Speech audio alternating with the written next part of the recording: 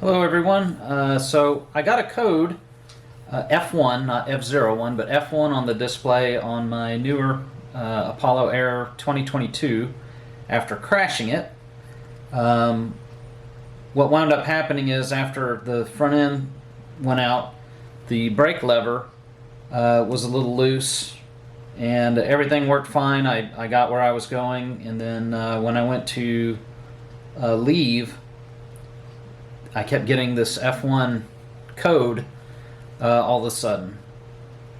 So the scooter itself wouldn't really turn on. You could put the power button, and all that would happen is you'd see the display first come on, and then it would immediately go to this code and not really do anything.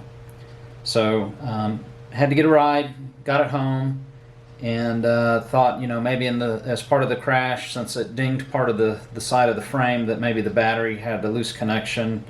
I didn't find anything there. I looked at all the connectors, did a wiggle test on it, and nothing came up. So started to focus on the brake lever, since it had moved and was still a little loose, and was just going to tighten it down. But that's when I noticed that when I would rotate it up and down, every once in a while the brake light would come on and off, and depending on if it was on or off and I'd turn the power on, the code would disappear.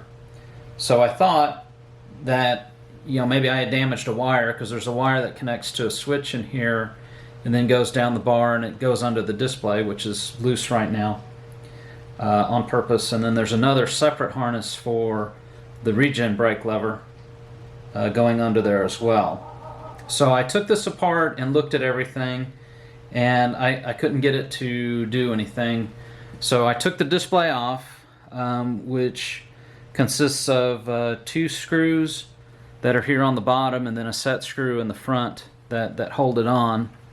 And I popped it off, and looking at the harnesses, they have like a heat shrink tube to help hold them together. And this is the one that was actually the issue. And what had happened wound up being the harness for the brake lever. When it rotated, it pulled it, and the connector wound up coming loose. So in the process of checking wires and kind of thumping them for a wiggle test, this is what it was. And I was able to push it together, even though it looks like this one where it's tight.